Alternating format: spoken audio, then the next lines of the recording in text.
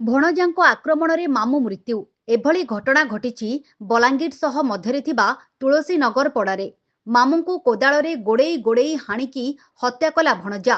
ମୃତ ମାମୁଙ୍କ ନାଁ ହେଉଛି ଯଦୁମଣି ବଗର୍ତ୍ତୀ। ପାରିବାରିକ କଳହରୁ ମୃତ୍ୟୁ ହୋଇଥିବା ନେଇ ପୋଲିସ ସନ୍ଦେହ କରୁଛି। ତାଙ୍କୁ କୋଦାଳରେ ହାଣି ହତ୍ୟା କରିଥିବା ବେଳେ ପଡ଼ା ଭିତରେ ପଡ଼ି ରହିଛି କୋଦାଳ। ପଡ଼ାର କୌଣସି ବ୍ୟକ୍ତି ପ୍ରତିକ୍ରିୟା ଦେବାକୁ ମନା କରୁଛନ୍ତି। ଘଟଣାସ୍ଥଳରୁ ମୃତଦେହକୁ ଉଦ୍ଧାର କରି ଭୀମଭୋଇ ମେଡିକାଲ କଲେଜ ଓ ହସ୍ପିଟାଲକୁ ପଠାଇଥିଲା ବଲାଙ୍ଗୀର ପୋଲିସ। କିନ୍ତୁ ଡାକ୍ତର ତାଙ୍କୁ ମୃତ ଘୋଷଣା କରିଥିଲେ। ଘଟଣାସ୍ଥଳରେ ହିଁ ଯଦୁମଣିଙ୍କ ମୃତ୍ୟୁ ହୋଇଥିବା କୁହାଯାଉଛି।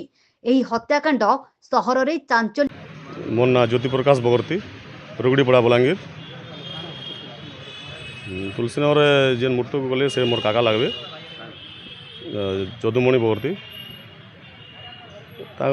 पड़ारू आमको खबर आला जे इंदा घटना है बोला आम जाकर मेडिकल खोजा खोजी कनु मेडिकल खोजला नहीं थे डेथ कर नहीं सेटा तो नहीं जना पड़वार गोटे भंजा कि गोटे से कर अरेस्ट कराई अजु बिशी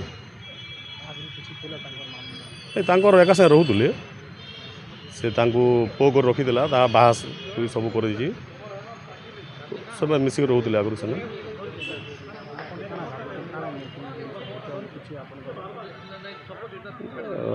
जिनिसटा तो हो जाए से तो मृत्यु कलान तागे न्याय मिलू से आम चाहूँ लिखिक दे मुई मोर काका मुई खबर पाइक जाइली जेनटा भी तार न्याय आमर न्याय हिसाब से ताके जे भी दोषी अच्छे ताके दंड दन बोली मुझे लिखिक दे।